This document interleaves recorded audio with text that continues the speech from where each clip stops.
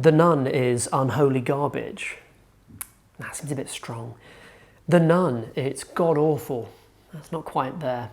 Oh, hi, you've just caught me workshopping puns for the opening of my review of The Nun, to which all I can say is, oh, hell no. Swing and a miss. The Nun is yet another spin-off from the Conjuring cinematic universe, a film series where even the very first film was only just barely capable of sustaining a sequel. A priest is sent on a mission by the Vatican to investigate some unholy goings-on at a convent in Romania. Tagging along is a young woman, a novitiate, who hasn't yet taken her vows to become a fully fledged nun. It makes me wonder that maybe ghosts and demons being such a frequent occurrence in the Conjuring universe that the Vatican Church might have someone who's slightly more qualified for this kind of work. The young nun, not the evil one from the title, the young nun, is played by Tirsa Farmiga, who's the younger sister of Vera Farmiga, who's one of the leads in the Conjuring movies. But confusingly here, despite it being set about 20 years before those films, isn't playing a younger version of that character, which did throw me for the first 10 or so minutes of the runtime. I was thinking, isn't she married in the Conjuring movies? This is a weird choice for the movie to start off with her as a nun. But anyway, back to the terrible story. The opening of the film follows two nuns walking down a long, overly art-directed corridor so crammed with crosses that it's a wonder that the talent can walk through it. Not only that, but the corridor is foggy. It's got that low kind of fog that you get in Hammer horror films that clings to the ground. How did something inside become foggy? These questions and more will go unanswered. It's probably because James Wan has about as much a relation to subtlety as I do to Usain Bolt, which is to say, not that much. Some spooky stuff goes down. One of the nuns is killed by a demon, not a cool demon, one of the screechy variety, the kind that apparently is followed around by a broken orchestra, judging on what the soundtrack does during these points in the film. The sole surviving nun then takes the brave choice to kill herself as a sacrifice so that the demon can't possess her soul and come into the mortal world, which I thought was pretty obvious as a rationale, but the film treats it like a hard to understand twist in the last half an hour, so I guess spoilers for this film? Her death is what the priest and young nun are sent to investigate by the Vatican, and they're helped along by a charming comic relief character who's a French-Canadian guy. And what follows is really 90 minutes of spook house stuff, jump scares and horror chords. It's all nonsense. And I mean, I know that The Conjuring is nonsense, it's revisionist nonsense at that, by pretending to be a true story, which this film appears to have completely jettisoned.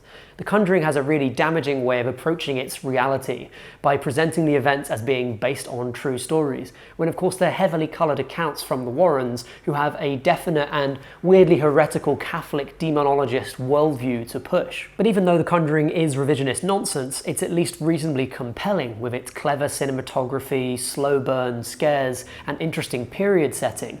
This film has none of that. Its cinematography is really uninspired, with lots of safe, wide shots and plenty of blank spaces for people, mostly nuns, to jump into. And there's plenty of smoke, a common trick by cinematographers to cover up a low budget or poor production design. And it's the smoke, the haze, that low-hanging fog that first made me think of Hammer horror. But the more I looked for it, the more I could see.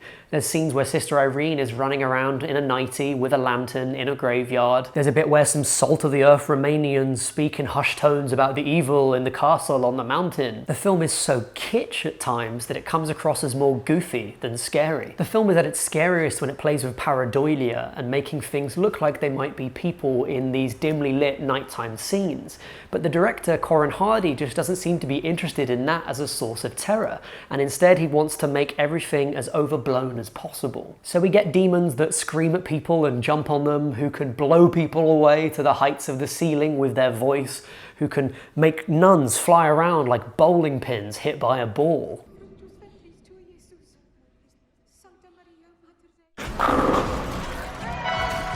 Nice, bro!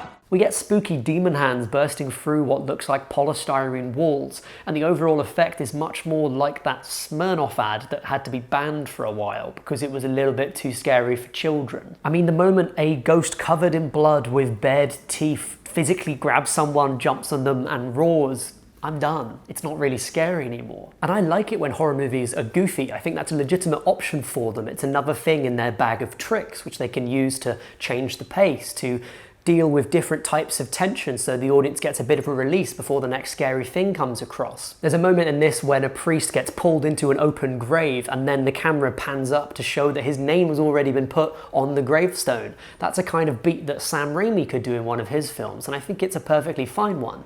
But it requires the film to have a little bit of a sense of fun with itself, and this film seems determined to take itself incredibly seriously. Not helping stuff is James Wan's idea of horror. He's the producer on this, not the director, but he did write the story and apparently reshot some of the scenes. I've always found an issue in Wan's films that when it comes to scares, he really values quantity over quality. And that doesn't just mean the number of different scares in the film, that means the scale at which they're presented. I'll give you an example. Early in the film, during daytime, they're standing in a graveyard and they see a number of grave bells. You know those little bells they used to attach to graves so when people who had been buried alive by accident could pull on the bell and then someone could come and dig them out? They point it out and then the young nun has this sort of, oh, moment about how scary and spooky that is. Okay, fair enough, tone building, that makes sense. How mature, how clever. But I know I'm in a Conjuring movie, and so I think, okay, I see one grave bell, I bet you there's going to be a scene when, at nighttime probably, all of the grave bells ring simultaneously. And lo and behold, about 20 minutes down the line, what happens? But all these bells tinkling as someone looks around with all these Dutch angles and weird lens effects going on. Oh, so much spookier than just one bell being rung, signifying that someone has been buried alive, is loads of bells ringing. That's so much scarier. This isn't exclusive to The Nun, of course. Just remember that scene in The Conjuring 2 with all those crosses turning upside down. And this reaches a logical conclusion near the end of the film, where there's not just one spooky nun, but about 10 of them in one room. Wow, that's about 10 times spookier than just one nun is having 10 nuns. It's indicative of a general lack of restraint that ironically really holds the film back. There's a scene where a demon nun jumps at them and then they have to put a cross on her face and then it burns really hot and then it sets on fire and then the nun sets on fire and the cross is like melting because it's so hot and the nun's running around screaming set on fire and then someone blows her head off with a shotgun. It has that frantic pacing that's less like a campfire story and more like an 8-year-old telling you a playground anecdote. And then of course, in and around this, the dialogue. Here's an excerpt from the screenplay for this film, where a character has just seen a vial of Christ's actual blood. Yeah? The actual blood of Jesus Christ. Okay, you ready? Holy shit, the holiest. So, unsurprisingly, The Nun is not very good. Now, if you watch the channel a lot, you might know that I'm not really a fan of religious horror. It really doesn't excite me in a way that other horrors do. And part of that is that I don't really believe anything that's shown in it. But I think you're doing a disservice to Christians and Catholicism if you're going to call this a religious horror.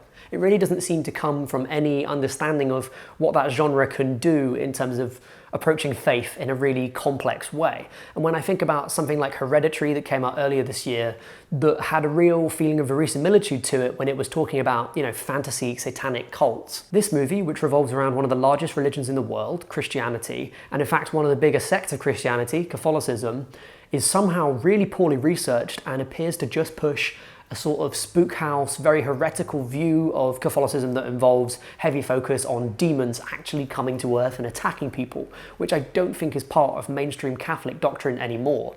It's best not to think of this as being a religious horror that looks at the Bible as a source of inspiration for kind of scary stuff that can happen in the world. It's really just fanfic of the Bible, derived very loosely from some absolutely debunked stories by two parapsychologists, supposedly, who absolutely had reason to profit from telling those stories and embellishing them, and therefore should be taken with a gigantic grain of salt. The biggest grain of salt you can find when it comes to the Warrens, and to the adaptations of their books into these films.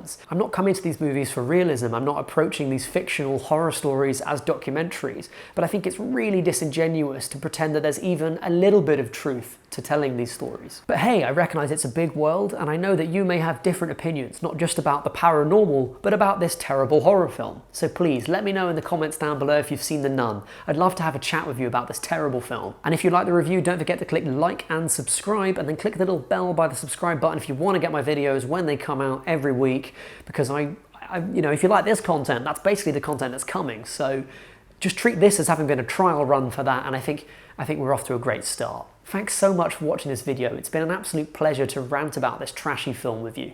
That's it from me. Bye for now.